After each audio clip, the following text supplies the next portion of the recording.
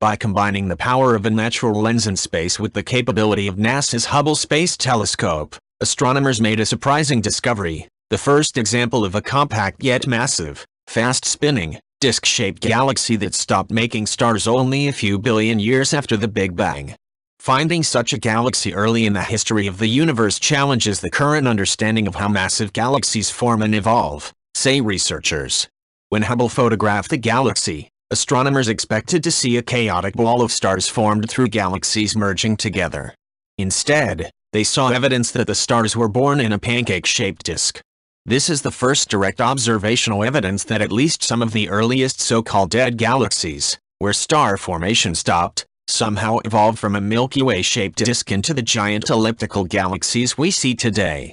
This is a surprise because elliptical galaxies contain older stars, while spiral galaxies typically contain younger blue stars. At least some of these early dead disk galaxies must have gone through major makeovers.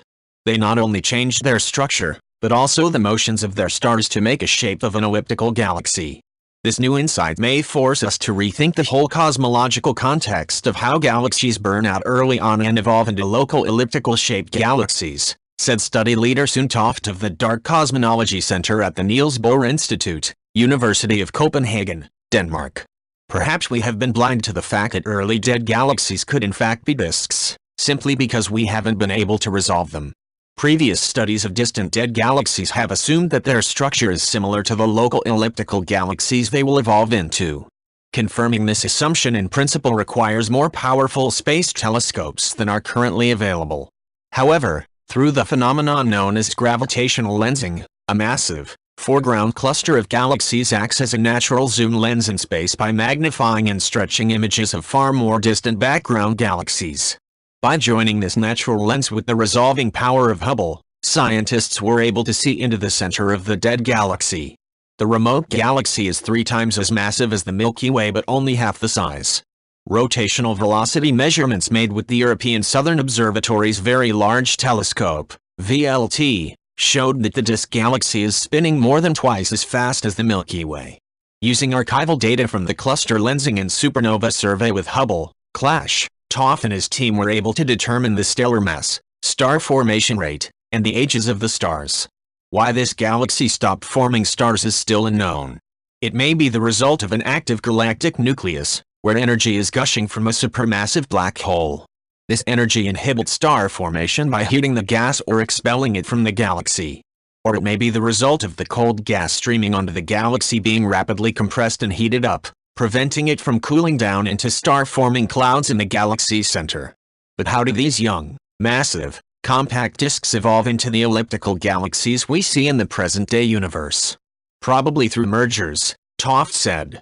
If these galaxies grow through merging with minor companions, and these minor companions come in large numbers and from all sorts of different angles onto the galaxy, this would eventually randomize the orbits of stars in the galaxies.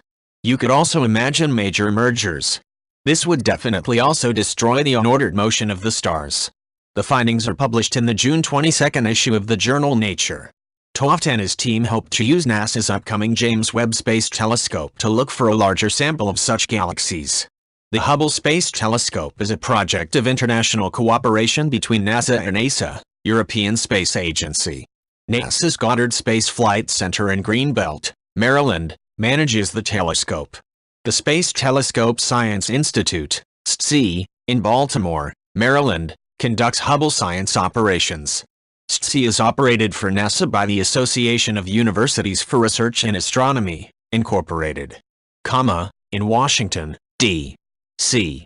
The Very Large Telescope is a telescope facility operated by the European Southern Observatory on Cerro Paranal in the Atacama Desert of northern Chile. If you like this video, please leave a like and subscribe.